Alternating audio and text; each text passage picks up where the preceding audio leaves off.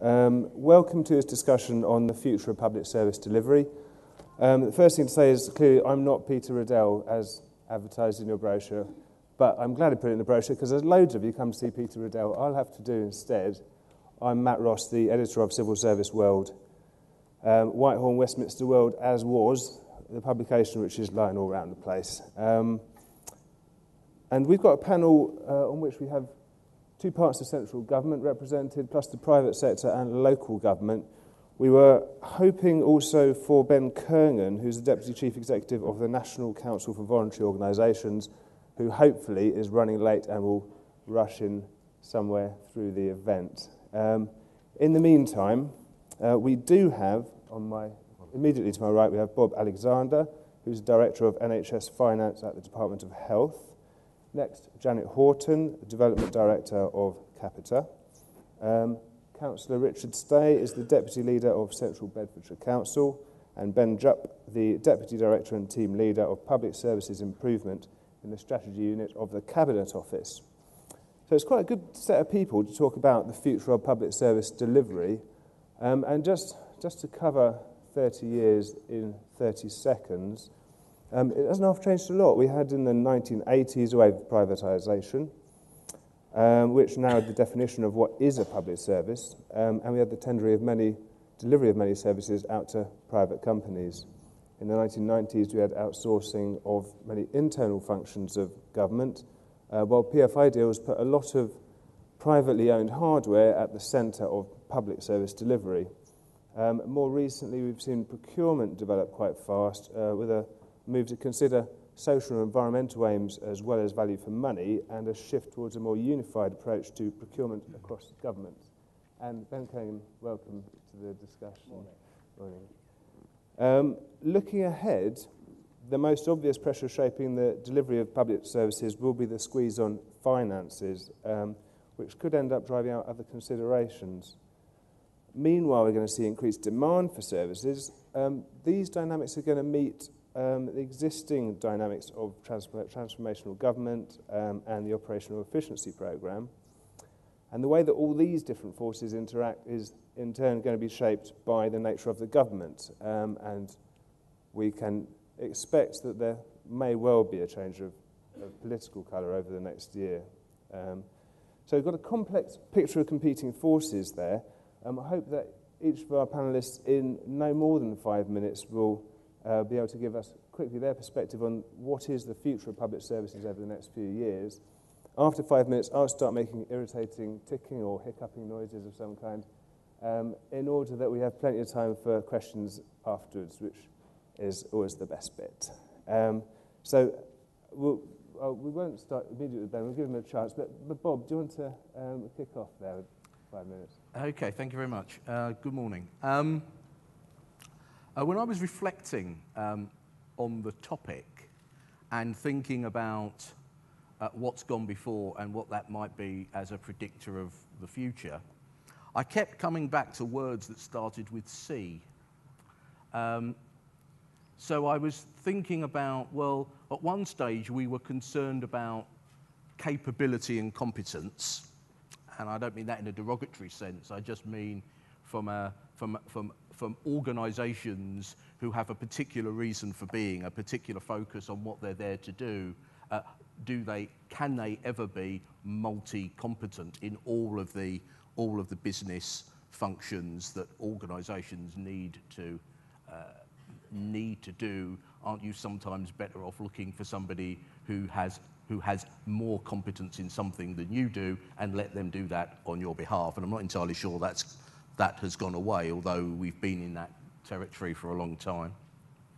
I also think there's something about capacity, and I think there's two aspects to that. There's things where we need to move very quickly, and if I think from a specific example, you might want to consider the development of independent treatment centres in health, where we needed to bring in additional capacity very quickly to enable us to meet pledges to drive down waiting times and improve access. And yes, we could have done that within an existing public model structure, but we wouldn't have done it in anything like the time frame we had to do. So a program that brought in an alternative delivery model seemed to work. And I think the fascinating thing will be, because that did two things. One, that gave you capacity that you didn't have. It also started to change behaviour in those delivery models that you already had. So you saw an improvement in the existing delivery model and you had the additional capacity. So the interesting question will be, how long do you need that additional capacity for? So I think that might be a question going forward. I think inevitably when you're into an underpinning principle of choice, that naturally leads itself to competition, and that leads itself into using competition to both drive change and to make sure you've got sufficient capacity in the system to enable choice to be real rather than just a word that we use. And I think those words will continue to drive what future public sector delivery models look like. In a severe economic constraint, then I think that just focuses the need to consider all of those words rather than them individually. Where might this end up? I found that quite difficult to think of cold. So I thought, well, okay, where do I think it wouldn't end up? Where do I think things will continue to be done in the public sector by the public sector? And the two things I can think of, and they're quite big, is one, the overall strategic, what I'd call the strategic direction. Some people might call the policy framework. And the second thing I thought of was standard setting, quality and regulation. That the more you diversify your delivery model, the stronger your quality standard and your regulatory requirement is going to have to be. And I'd have thought that that is something that we'd want to keep within the family rather than in a wider set of delivery models. Thanks very much. Janet, do you want to spend 5? Yeah, sure. I mean, I think reflections on the implications of this current environment. I think certainly from where I stand, we have all the elements in place for a pretty spectacular storm. And I guess I'm quite encouraged that perhaps we should all be using this rather sort of breathless period between now and when the storm breaks to have a really good look at the different strengths of public, private and the voluntary and community sector, to understand each other a bit better, because we've all got a role to play in delivery on behalf of the state. And I think that's sort of key message number one. I was amused, I was in the keynote speech that Gus gave first thing this morning, and he talked about the old ways of thinking, about the hierarchy of career value. You start with academic, and if you don't sort of make it in the academic world, then you become a civil servant, and if you're not good enough for that, then you move into industry. And sorry, Richard, local government wasn't anywhere in that. But I think my message really is just about this is not a problem that belongs to the public sector alone. I am encouraged that the public good, private bad mindset has moved on. It must move on, but, not the least because we have ever-increasing significant role of the third sector, the voluntary community sector, in the delivery of those services. We've got a patchwork quilt of delivery models that have grown up over 20 plus years of improvement of services. There isn't a master plan, there hasn't been a master plan, and I think there is some benefit in that. Government, I think, has generally got out of delivering some things, so example, facilities management, perhaps things like vehicle fleets and so on, but it is quite a mixed view on other things like HR, pensions, payroll. Some departments still do that, others do not. Collection of money is another good example where there's some excellent case studies, the collection of BBC TV licence, for example, collection of revenues in local government. Generally, that is not done by the state anymore, but collection of revenues elsewhere is still done by the state. So that's an interesting issue. Why should that be? What's the difference? There are some extraordinarily good examples of collaborative delivery out there, and I have to refer at this point to the example of local government, and I'm sure Richard will talk some more about that. Some of those examples may not be too visible to you guys who sort of are in the central world, but there are some really excellent ones. There's still some incredibly bad procurement practice dressed up as and hiding behind compliance to the rules, and the results of that are pretty predictable. And I think this is one of my other key points, that as leaders of the businesses concerned, I think everybody has to take responsibility for this and do something about it. A pause just to think about what might change. I think the investment-led reform that we've seen is going to end. It doesn't matter what hue of government is in place in a year's time. And I think the interesting thing there is that as an organisation, the public sector does not have a large cohort of people who've been responsible for delivering and managing change in a sort of conditions where there hasn't been investment. So we're all going to have to adapt and make some pretty hard choices, I think. And some of those choices are going to be about what we stop doing or what we do less well. It's going to be tough, and I think it might be fruitful to have a look at some of those industries that have made those tough choices so far. So, for instance, life and pensions, the companies that are really thinking about how they deliver those services to all of us. It might be worth just having a look at some of those things. I think the role of the public service is going to change and accelerate. I suspect it's going to look much more like a public service integrator rather than a doer. So that is an orchestrator and an enabler of services. And that is going to be driven increasingly by things like personalization and strategic commissioning. That is, going to have a really large impact on the way we do things. But the good message, the sort of key message I'd like to sort of leave you with is that I don't believe that this is a public service problem alone. Private sector, third sector need to be there and are alongside you. And with to sort of Gus's 4 Ps, I'd like to add sort of a fifth, and that is about pioneering, because I think we're all going to have to get out there and get pioneering, because the guidebooks, the manuals, the how-to guides really are not a lot of help for us at this moment. The conditions are so extraordinary. So, pioneers, that's when real leadership credentials are established. Thank you very much. Great. Richard. Thank you. I'm delighted to be here, and I just thought I'd start by getting the audience on board by telling you what my head of communications told me when I told her that I'd been invited to represent local government. She said that perhaps civil service live was an oxymoron. I said I couldn't possibly agree with that, and I'm sure it won't go down well with the audience that we'll be addressing. But I wanted to tell you what it looked like out there from the delivery end of public service. And I think we are in a position now where we are, in terms of public sector, standing on a burning platform. It is how we either put those flames out or we get off that burning platform, which is going to dictate, I think, how successful we are in delivering public services over the next 10, 15 years. I think the Chairman's right in probably forecasting a change of government in a year's time. We're probably only 9 months away from Purdah now. Coming from the blue corner, I'm pretty certain that it'll be a change of political party and government.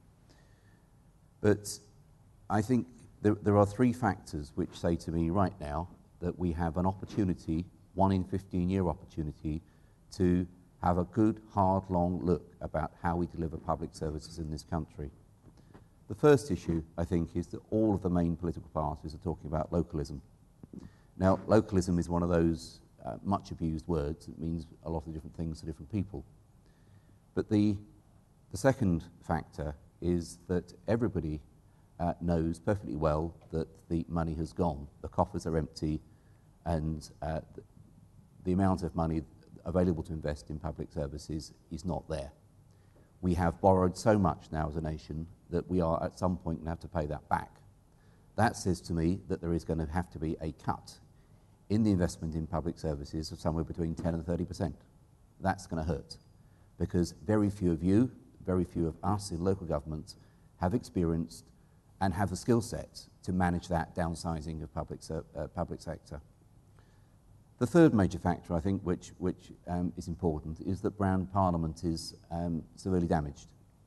So, from our perspective, there is a vacuum there that says that we have an opportunity to have a grown-up conversation with the centre about what sits correctly in the centre and what sits correctly at the local or regional level. And I think that is going to be a very major discussion to have over the next 12 months. Doing a lot of work at the moment with the shadow cabinet team around what an incoming government's policy would look like around the redesign of public services. And I think, as Janice has touched on, that there are going to have to be a whole bunch of things that we're going to have to stop doing, because we're spending as a nation something around double what we spent in 1997. That is not sustainable. Into that comes, I think, a shrinking of the public sector. We are going to have to look at pretty painful things like pensions, moving from defined benefits to defined contributions. And I think the whole public sector pay structure is going to have to be looked at. That is going to be painful. And I think I would just finish from scene setting here is to say this is also an opportunity, because I think it enables us to start to focus on what is important to the people that we represent. You know, I've been out on the doorsteps in the last few weeks, and it has been very, very painful. We have been the front face of politics out there, and we have borne the full fury of people who are pretty upset with the politics that have, particularly MPs, but we have seen that there is an appetite there for things to be different. So I think in terms of the subject that we're discussing, in terms of public service delivery models, we can get very academic and we can get very sort of inward focused on how we do this, and we can talk in the usual fashion about delivery models.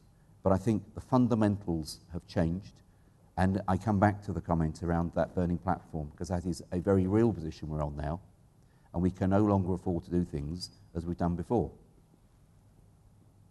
Thanks very much indeed, Richard. Ben Jupp, Cabinet Office. Great. It's great. This is billed as a debate, but it's a sort of series of conversations. I think we've just started to get into a bit more kind of nitty-gritty. We're thinking about localism. I'd like to say that I find some of the debates about specific organisational structures actually a little bit beside the point. I have a great privilege in being able to talk to people around the world, and a lot of the issues are not so much exactly who's going to provide services, but actually how services, whoever they're provided by, will need to be fundamentally changing in the years ahead to meet a whole lot of different needs. There's that old design phrase that form should follow function. And it might just be worth reminding us how some of the functions are going to need to change in the next few years. Well, firstly, we're going to have to do a lot more for less.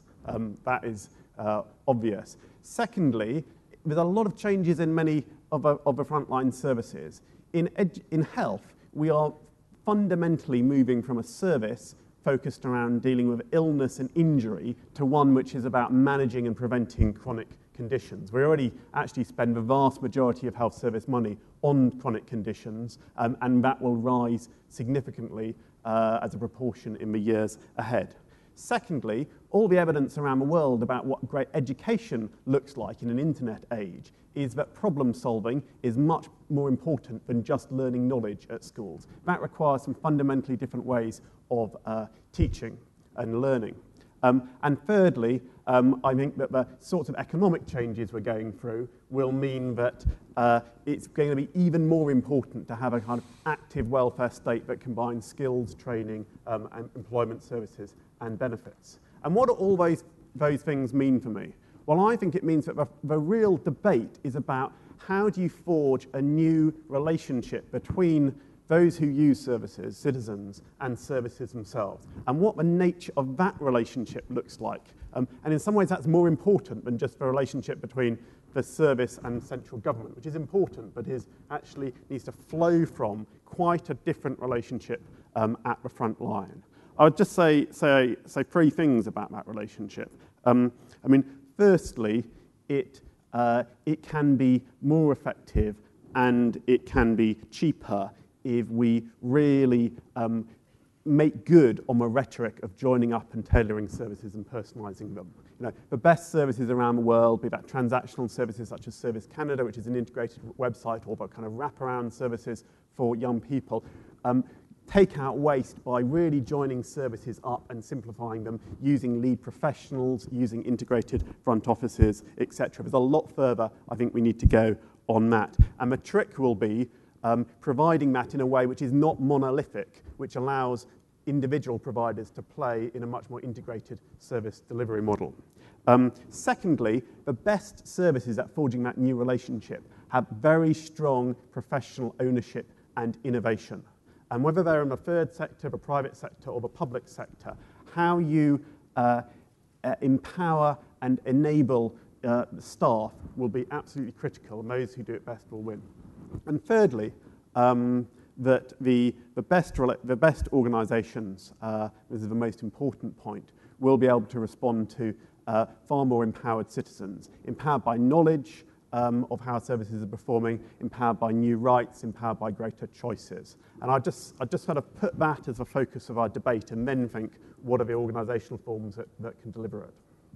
Thanks very much, Ben. We will get to the debate in just 5 minutes' time, as everyone's been very good in keeping to their 5 minutes, once we've heard from Ben Kogan of the National Council for Voluntary Organisations. Good morning, thank you, and apologies for being late.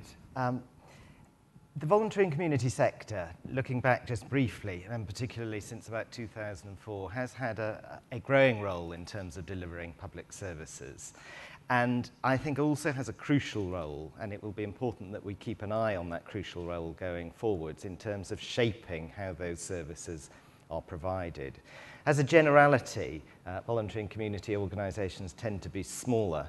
They often are providing niche services, and they're often saving the state a great deal of money because, as Ben says, they do a lot of work in those areas around prevention, around, for example, supporting prisoners after they've come out of prison and preventing the very high costs of reoffending. And I think there are some real risks in terms of public services cuts, that the easy wins will come from the prevention work and that will cost the state longer into the future.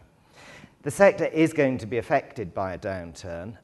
Now about 40% of the sector's income comes from the state, and the sector is already facing increased demand for its services. It often works with those people who are most excluded, some of the poorest people in society, and they're being affected by a recession more quickly than anybody else. So we're seeing an increased demand for their services and drops in income from other areas in addition to falling public sector spending. So it's going to be tough. I also think that there are some tensions in government policy, and it's very difficult to see how these are going to play out. On the one hand, we're seeing an increased trend towards greater scale in terms of contracting, with an emphasis there in terms of saving money. But that doesn't favour well voluntary and community organisations, and it doesn't favour well, in my view, services which are going to be personal and going to be niche and going to meet the needs of individual people.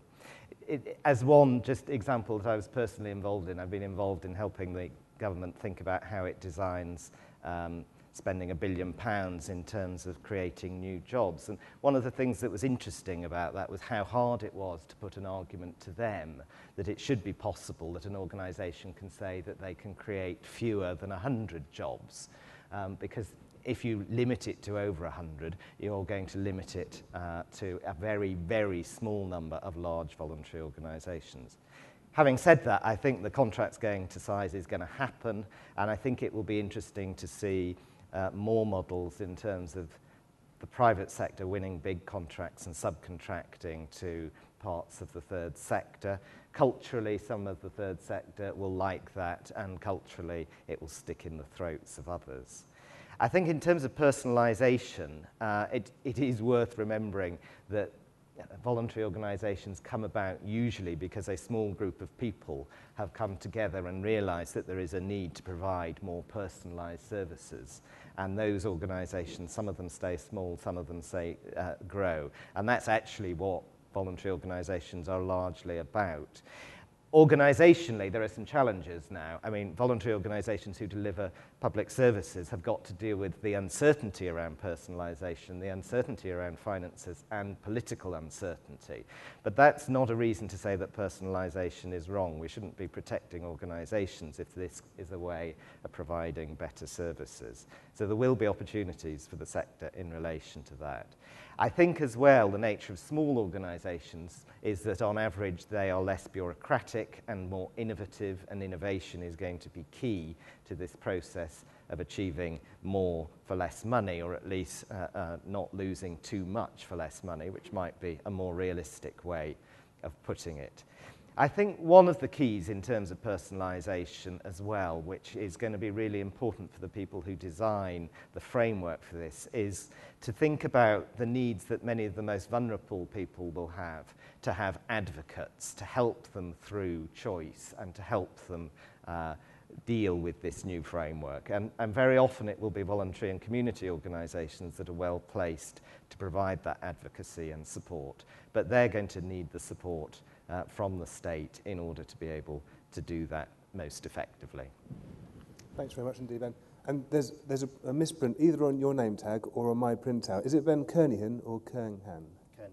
Kernigan, thank you. An editor should not allow a misprint to go unchallenged, so Kernigan it is. We will come to questions, more questions in 1 second, but I want to put one first, and I've got the microphone. The question I put actually is, over the last few years, we've seen a move perhaps to incorporate social, environmental, and wider economic objectives in delivering services. So, for example, freeing local authorities to consider social or environmental aims when disposing of land, loosening of best value rules. We've seen local strategic partnerships designed to help public services support deprived areas. We've seen direct support to social enterprises and charities in bidding for contracts. And we've seen a lot of targets around departments need to improve their environmental sustainability. All of this stuff can add to the face value of delivery costs, even if you think you're actually going to reduce costs in other fields of public sector delivery by achieving these objectives. As cost pressures increase, can we ensure that we're considering those objectives alongside pure financial value for money? And since Bob went last time, I'd go straight to Janet, if I may. Yeah, sure. I mean, I guess it's actually by getting the money to follow the issue, in essence, and you know, being a bit agnostic about the organisational issues that go with it. Now, that's a very worthy thing to suggest, and we all know that organisations will fight like ferrets in a sack around this sort of issue. But it has to be the way to go forward, to actually make sure that there is an alignment of objectives and activity in support of the common good, these larger issues that cross across so many different boundaries, desks and organisations.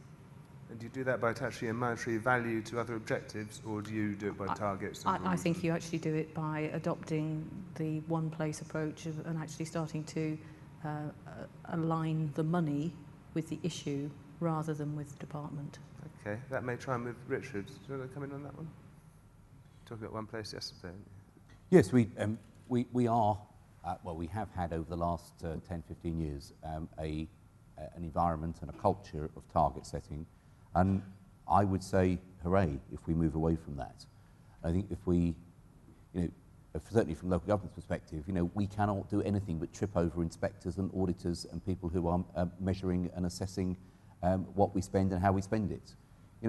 I think the question came up yesterday about the total sum of money that is spent outside Whitehall. It is simply colossal.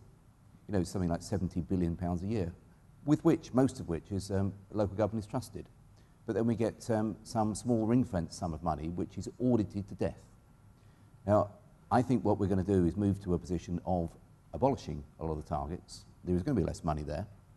And I think traditionally a Conservative government has tended to cash limit the amount of money that goes out, but then be far more laissez-faire in terms of how that money's spent, and allowed much more latitude within a smaller financial envelope, how that is spent and where it's spent. I absolutely buy into the added value issues that we've talked about, the environmental issues, the cultural issues, the sort of things we ought to have as an advanced nation. But I think a lot of that is going to be coming under a lot of scrutiny as to where we spend our money and where our priorities are. Now, Total Place, or it's One Place now, is I think a very useful piece of work, which is rolling out courtesy of a pilot from CLG that was announced in the budget. Now, Central Bedfordshire is one of the pilots across the country. There's been one in each region, plus a few pet projects that CLG have allocated to, which is really looking at how many tax pounds are spent in every single locality. Gives you the raw data set, but then allows you to start addressing how you make that pot of money more effective and more efficient. It started off in Cumbria, Counting Cumbria project, which discovered something like about £7 billion of public money is spent in Cumbria. We moved on then into the east of England to looking at Norfolk and Suffolk. It was frankly pretty shocking, the amount of money which is spent there across the whole of the piece. And I think picking up on the issues around the third sector, they have got a major part to play, I think, in the future in terms of how we deliver public services, because that is an incredibly efficient way of being very, very local. Now, I think that this grown-up discussion between the various elements of the public sector is going to require us to say, I don't want to spend the NHS budget. I have no desire to do that whatsoever. The NHS does what it does best. But what I do want to have, as a politician, is an influence on how that NHS budget is spent locally. You know, if NHS Bedfordshire says, well, we think our high priority is an acute hospital in Luton, well, that may not be the priority that we have locally. We may think that other priorities have a much higher resonance with the people we represent. Now, I think that, coming back to the word localism, that is where we expect, and I hesitate to use the word demand, but we would certainly anticipate having that conversation with an incoming government, albeit within a smaller financial envelope. Thanks, Richard. Ben Drupp, how do we reconcile the need to save money with achieving these other wider objectives? Yeah, I thought your question maybe to start off with was a bit more specific about, well, you run a contract and it's for providing something in the health service, and then you also have to try to save the world. And is that realistic? Well, I think that actually most of the public that we serve want services to both, deliver a core thing on the tin and also to make some wider contributions. And actually we see this in people's shopping habits, as well as in what they want from public services, buying fair trade coffee or other things that make a contribution, which is rapidly growing area. I think that you've got to be really careful to make sure that your contracts don't become impossible to try and judge, because you're trying to judge them against a whole lot of other things. So I think the way that government needs to work is a mixture of some of these things in contracts, but also as we're hearing here, ensuring that public services are in a position where they recognise their place in the wider community. And I think it is interesting that when we have reduced some of the kind of ring fences on local money and got people to sit down together more, actually they decide to use the money in a more kind of preventative and broader way than if we just parcel the money down in little silos. So I think a bit of it in contracts, but more about ensuring that services work together and have shared budgets is the way to achieve this. Okay. Yeah, Ben, how do you think we go about this? Yeah, I want to entirely agree with Ben's last point. I mean, I think that a lot of voluntary and community organisations provide holistic services to people which have, for example, a combination of an educational and a housing and a health benefit, but often they're only paid for one aspect of those services. And the more that budgets can be pooled, the more that the services can be joined up and the full value of those services recognised and appreciated. The other thing I want to say is that there's a lot of talk about the quality of commissioning, and we all know that it's variable, and let's hope that efforts continue to improve it. But sometimes it's not good, because actually it's really rather difficult if you're sitting in some strategic position to know what individuals on the ground need. There is a reason why it's very difficult to do it.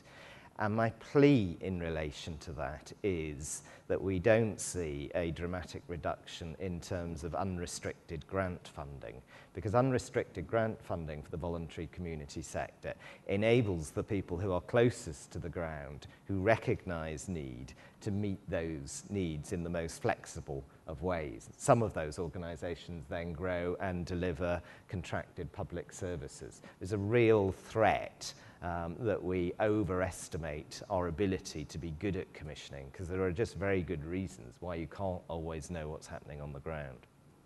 When we're not talking about grants but contracts for service delivery, do you think we need new ways of recognising those sort of added values that some providers offer? Yeah, I mean, I think there's two things I would say in relation to that, which is the voluntary and community sector has a crucial role in terms of shaping the services which are commissioned. So listen to what they're saying about what the need is, and therefore if those contracts are designed properly, informed by often organisations that have a very close understanding of the need, of course engage too the individuals who are going to receive those services, then that's more likely to lead to contracts which are going to meet those needs in a more holistic way.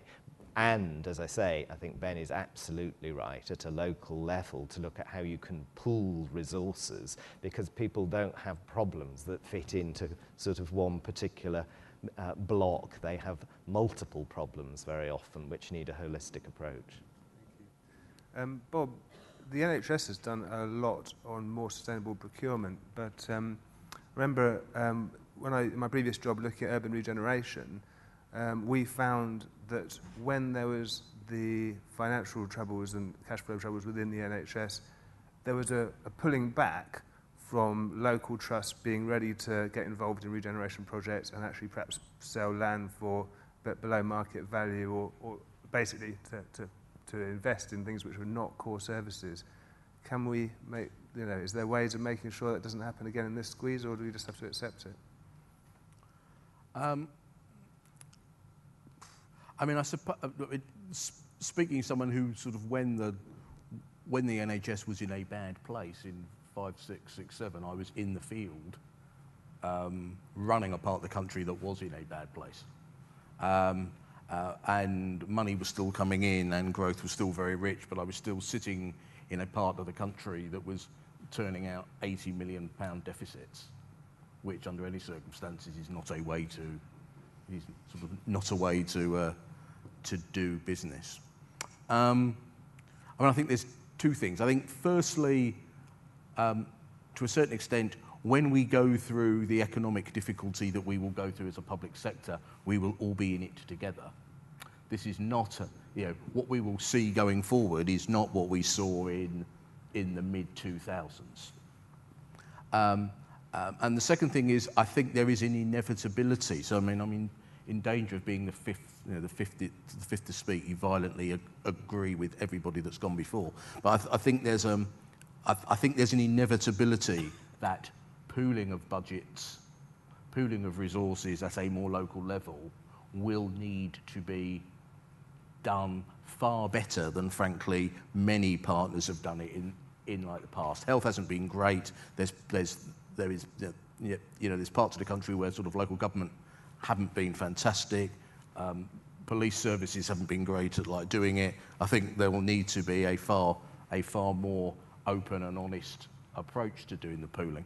So far as your earlier question was about contracts and benefits, and how do you ensure sustainability? Will it just go? I would say this as a jobbing accountant. I think it's all down to how good the case was that made you want to enter into that contract in the first place. I'm sick and tired of seeing arrangements with non-cashable benefits. I mean, I really do think at the end of the day, most things you can trace through. And if by doing something here enables you to free up something over there, then you should be rigorous about freeing it up there and not relying on a bit of good luck. And I think that's part and parcel, frankly, of the joining up piece locally to make that happen. Thanks very much indeed. It is interesting that everyone does talk about that coordination at a local level, and I mean that must say something about the effectiveness of local strategic partnerships set up to do that very thing. Richard? Well, without wishing to strike a discordant note in what appears to be a panel in agreements, is actually local strategic partnerships have not worked. They have generally been talking shops. They have reinforced people's ability to ring-fence their own budgets. And when you go to an LSP, what you tend to see is a meeting of silos. Now, I think it has missed the mark by some margin.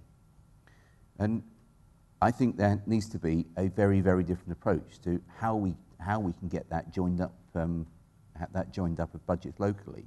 Because what we need to get to is actually a consensus on outcomes.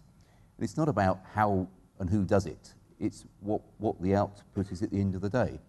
Because we are all in this room paid for by some means or other, and I include yourself in that, by the voting public. I assume you're paid by subscriptions from those that are paid from the public purse, is that? And advertising from companies that sell to public organisations. Yes. Yeah. So I'm not entirely inaccurate in my fair enough. It's a private company, but yeah. But that was I just wish to say, LSPs are not all they're cracked up to be. Yeah, Bob? I think that's fair. Yeah, I mean, some places I have seen them working quite effectively. Does anyone want to stand up for LSPs? Or suggest how they could be done better? Yeah, I mean, I was up in Oldham a few weeks ago. Is there anybody who's from Oldham or familiar with something in Oldham before in the Oldham papers? Before I, put my foot in it. But what's quite interesting there is that they, as well as the LSP, they'd moved to the kind of 5 or 6 key players who had actually really started to pool their budgets because they had a kind of particular set of issues, and I think some of this was kind of catalysed by what had happened in the riots a few years ago. And a great example of this was that for Oldham, kind of critical for raising overall prosperity and well-being was ensuring that more people could stay on in education. And certainly for some sections of the population, particularly Muslim young women, kind of going outside of Oldham to study in Manchester or more broadly at university and college was really was not something that they and their families and the community more widely was keen on. So kind of how could they address this? Actually, what they said is, well, we need to create a university in Oldham. And they couldn't get any university to come, so the local authority said, you can have this, you can have, we'll build it for you. The FE College will start running it. Some other partners will take some space in it to make it viable. And they got it going, and then the university, they said, we'll give it away to a university who will come into this town, and I think one university did. And now it's thriving, and it's a fantastic example of how they needed to kind of all come together to, really look at what would strategically unlock some of the problems in that area and how they needed to pool different resources and knowledge to achieve it. And that has kind of moved well beyond the talking shop. But it did require a different organisational structure as well. It did require a much tighter kind of executive team of PCT chief executive, local authority chief executive of college, PCT chief executive, etc. Yeah, it's interesting. I'm keen to go out to the audience and to questions. I think there are probably some roving mics somewhere around the place. So does anybody want to contribute either on LSPs or on any other thing? And there's a gentleman on this side here. Just wait a second.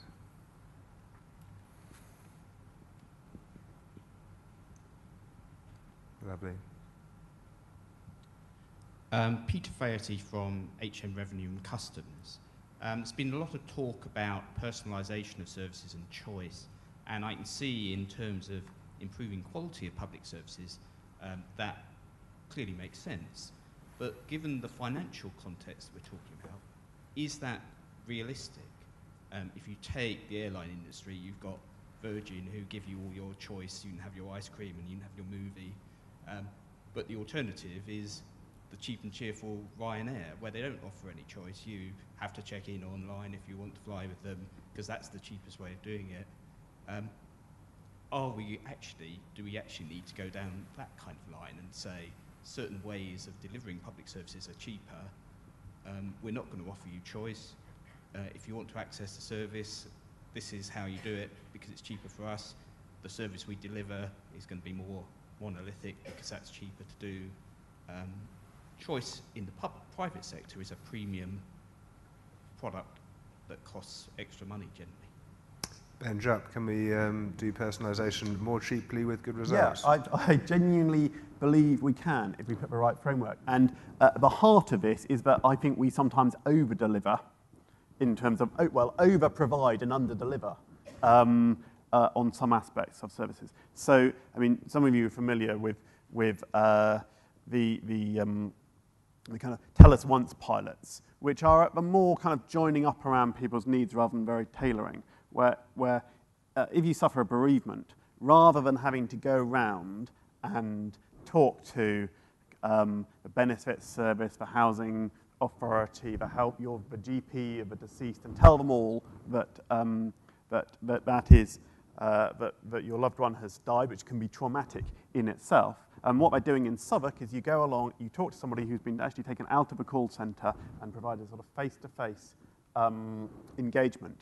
And then they go and ensure that information is disseminated to all the organisations that need it.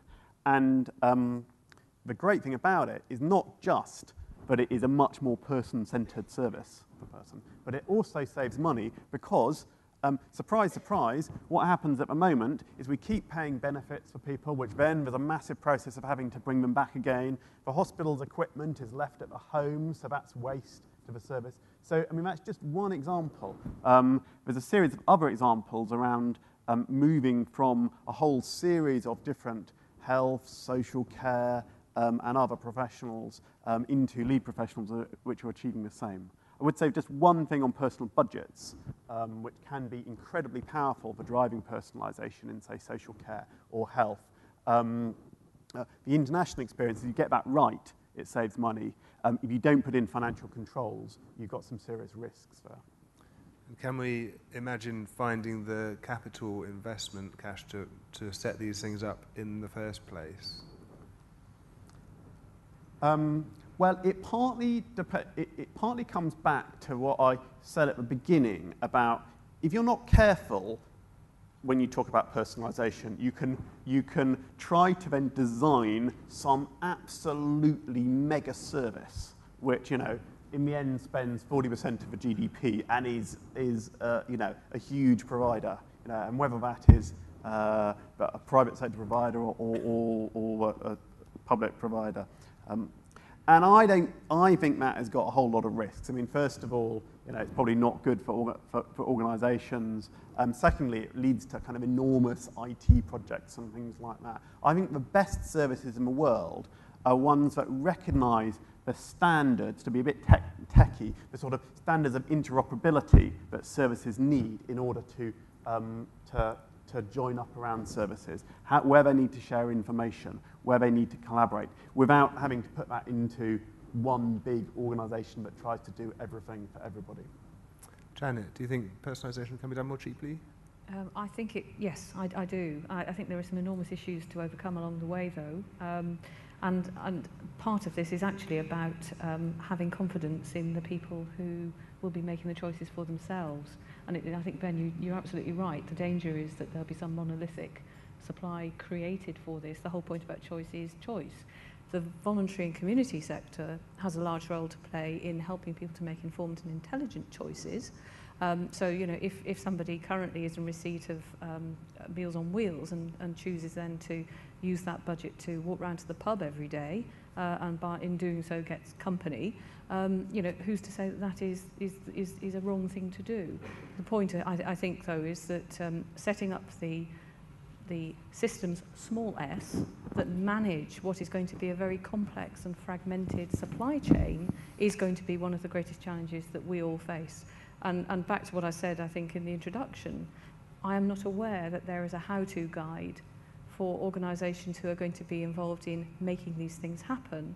And part of making these things happen is actually creating the means to fulfil the need that is going to be created. So, in summary, you know, this question, yes, I think instinctively there are savings to be made here, but goodness me, the challenges are immense.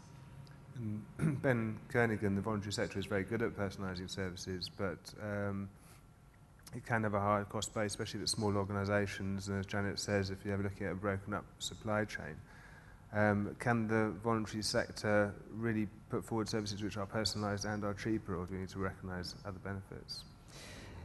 I think that some will, and I think that we've got to remember that in terms of the voluntary and community sector, that what's happening in terms of public expenditure is only part of the financial situation that they are facing. Things like individual giving is at risk. Those organisations lucky enough to have investments, they're falling. Some of them still have final salary pensions and so on. So I think it's difficult to generalise across the sector. I think that some voluntary organisations will fail in the future because of money, but I think that many will rise to the challenge that is presented by personalisation and are well placed to provide those good services.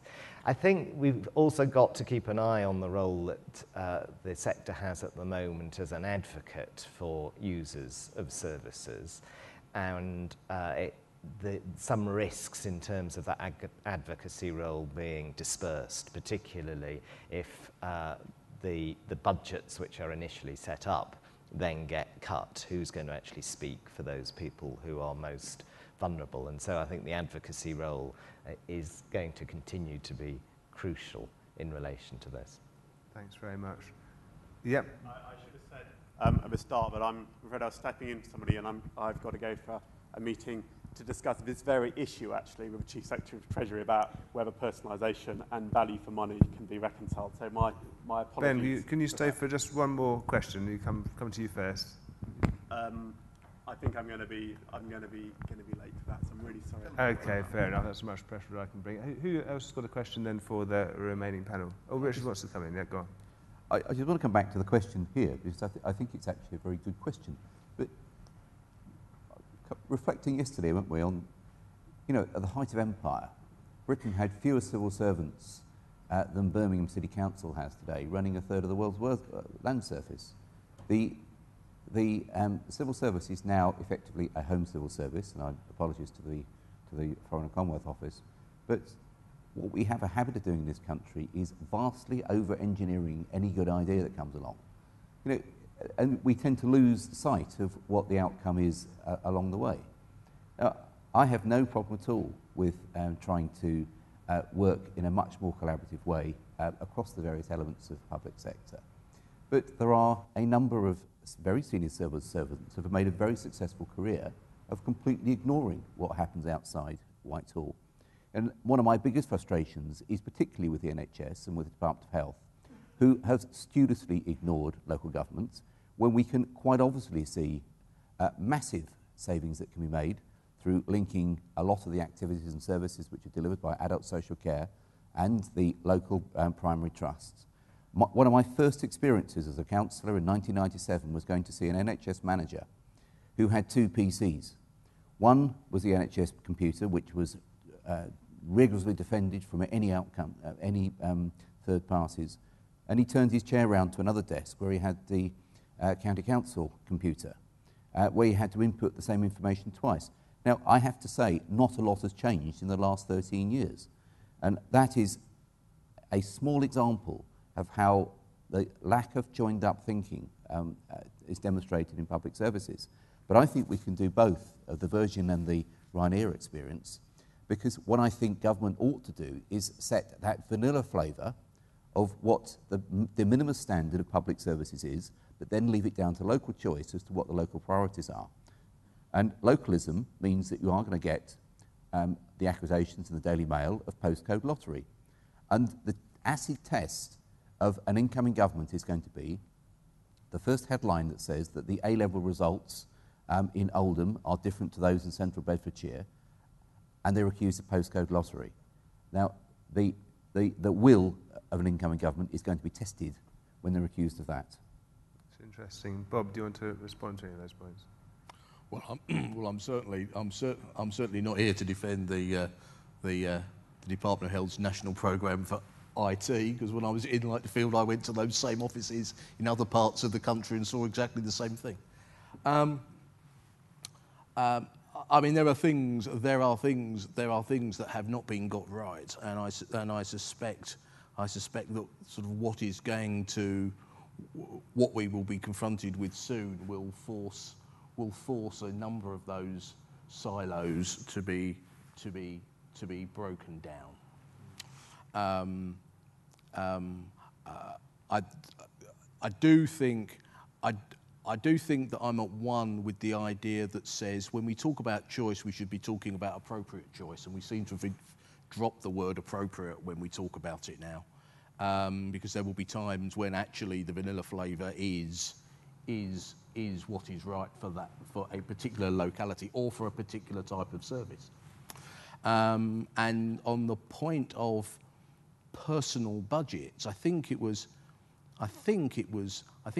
Kent County Council that did a really interesting piece of piloting about giving a particular cohort of social care service recipients direct personal control over their spend in a pretty easy system to do it, which demonstrated that actually individuals were far better at controlling some aspects of spend than officials in other places had been. So I think there is evidence, and I think there are pilots that people can learn from to support the increase of that type of service. Okay, thank you. Some more questions, please. There's a lady over here. Not sure where the mic is. Behind you.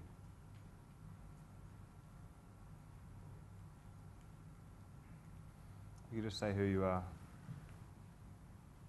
Hello, my name is Kim Walsgrove and I'm a fraud investigator with DWP. My suggestion is that, well, for somebody to ponder on perhaps, at the moment we've all got our individual fraud investigation teams for the local authorities, for the NHS, for HM Revenue and Customs.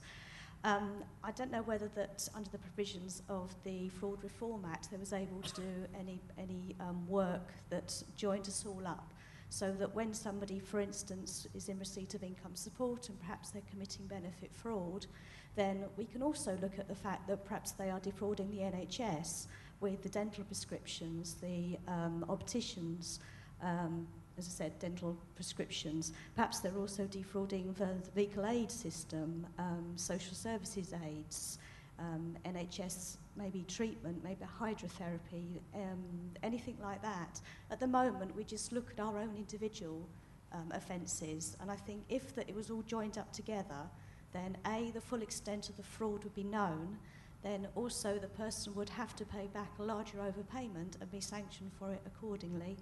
And obviously it's more of a deterrent. That's interesting, but the savings often will not accumulate to the department which is passing the information on. So is there a lack of incentives for them to go about this kind of additional small bit of work themselves? Yeah, true, but wouldn't it be a case that maybe somebody was just getting free prescriptions, that if an overpayment was worked out on the NHS side of the house and the person was made to pay that back as well as the income support, then perhaps there's more coffers coming back into the public purse. Certainly. Does anyone want to comment on the potential for these mechanisms? Yep, Richard. I can absolutely concur with the efficiency argument that you're articulating, but I think this comes to a much bigger discussion around how we treat information as a public sector. And if you look at the debate on ID cards, the argument in terms of making it far more efficient and, the tell us once and all your information's in one place and you've got one vast database. But I think this comes back to a much, much bigger argument and debate in this country about how we approach the libertarian. I come from somewhere right of Genghis Khan, so I mean, the debate is going to be around how we treat information. And there is a debate, isn't there, not taking place around who will hold the information that the public sector currently has and how secure it is. But in terms of how we join up the fraud offices, I absolutely agree, because it is ridiculous now. We've got, as a local authority, fraud investigation team.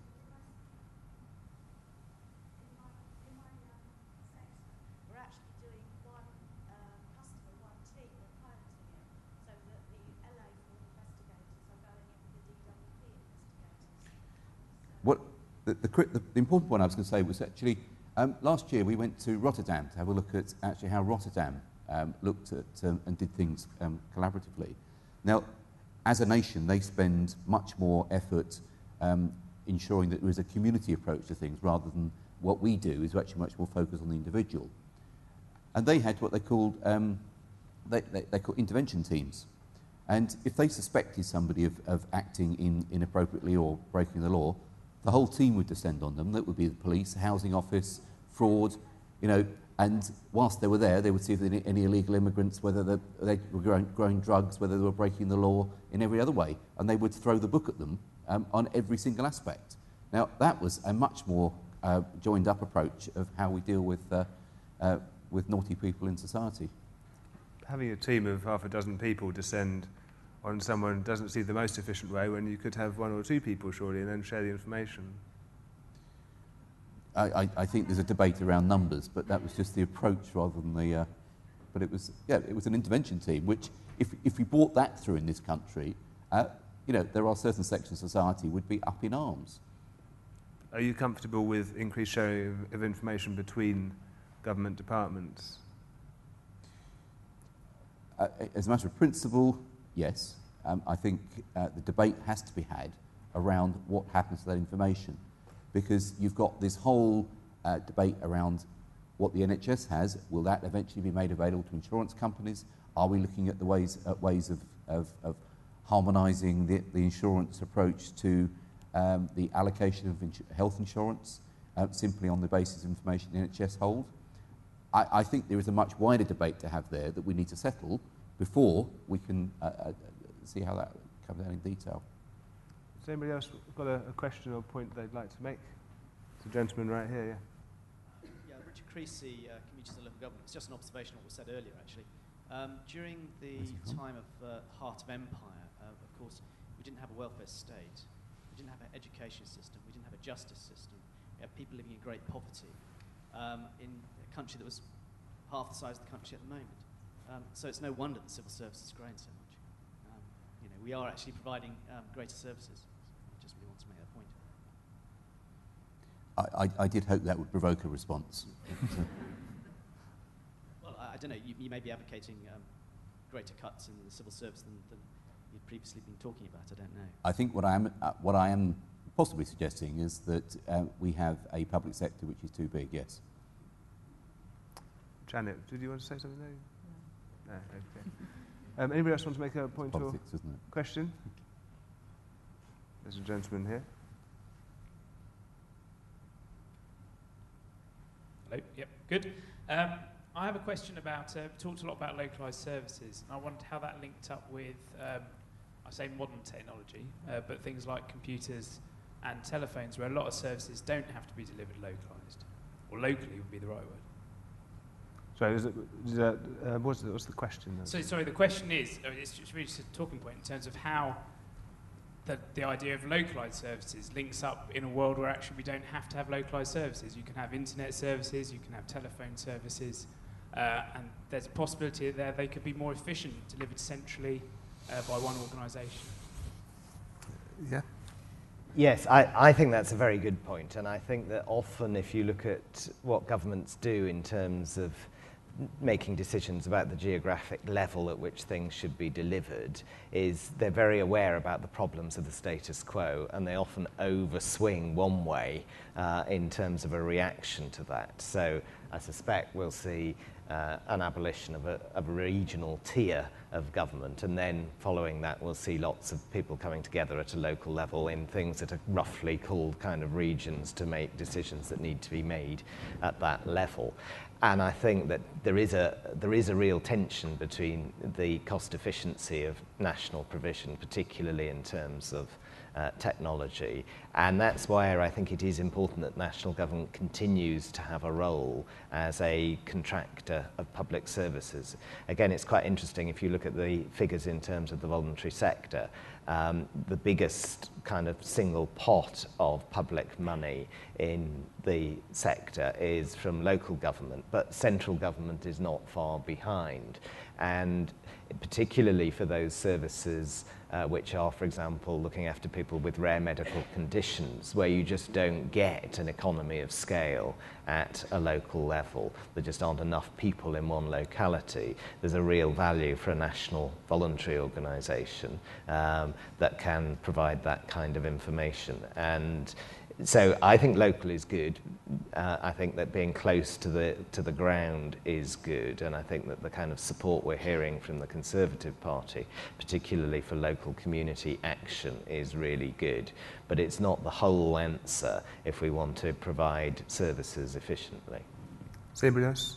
Janet? I just wanted to add really that it's of course perfectly possible to tailor sort of national provision with the local difference.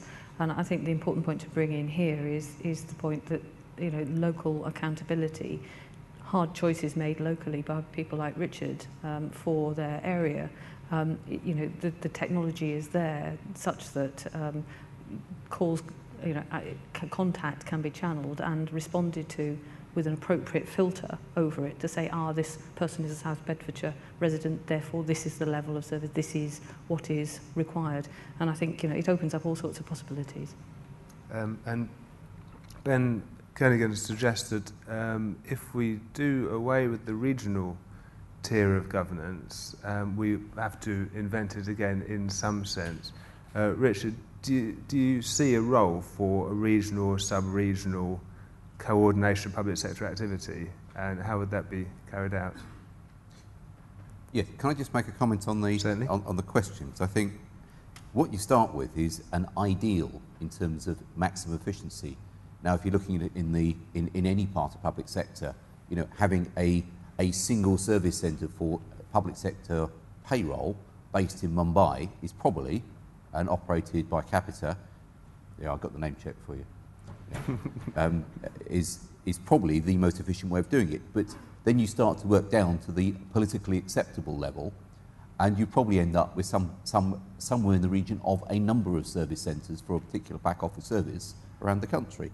Now, I think the deal's going to be after the next election is there is going to be more freedom for the devolved and local government sector around the frontline services, but I think the flip side of that is going to be much more enforcement of aggregated services for those services which are not frontline. Now, I, along with probably the majority of ministers and MPs, are not elected to run payroll, HR, you know, finance, procurement at all. That is not what we're there for. What we are there for is to focus on the outcomes frontline services. And just take the word efficiency, for example. It has, to my chief executive, the word efficiency immediately means, well, how many headcount am I going to have to take out here? Well, how am I going to redesign this to meet that? If you use the word efficiency to a politician, it means, to me, how much more black stuff can I put down on the roads? How many more adult social care packages can I afford this year? Sorry, what was the question? And the regional issue, if we get rid of the regional governmental structures, will we need to invent something at sub-regional or regional level to replace them? Yeah.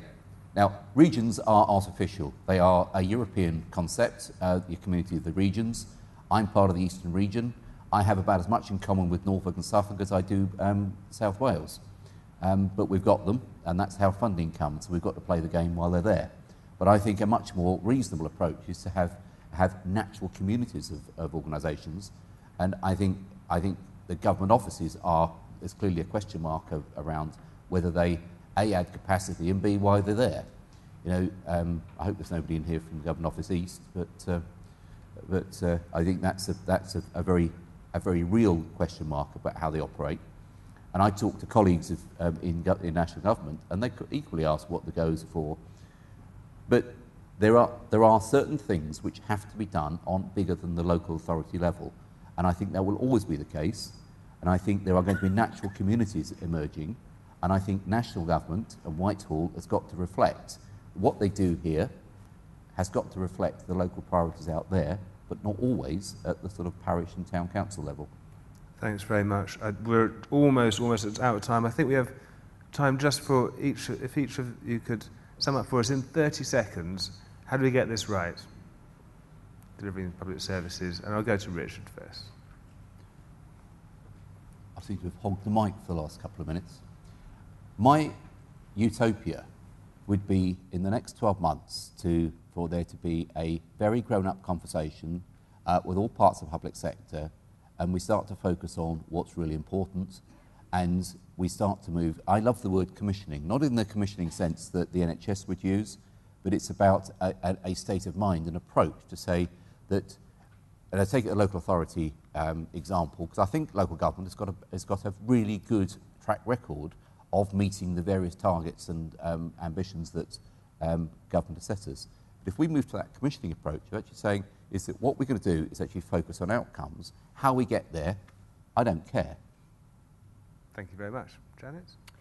I guess really it's, for me, being very clear that we're all on this together, and to use the opportunity that this extraordinary set of circumstances provides for us to really think about the role of the public service in our state in the 21st century, and really think about how public services are integrated and delivered as we go forward. Thank you. Bob?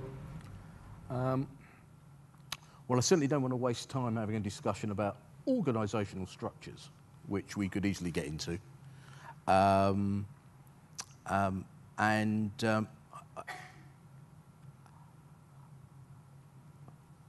I just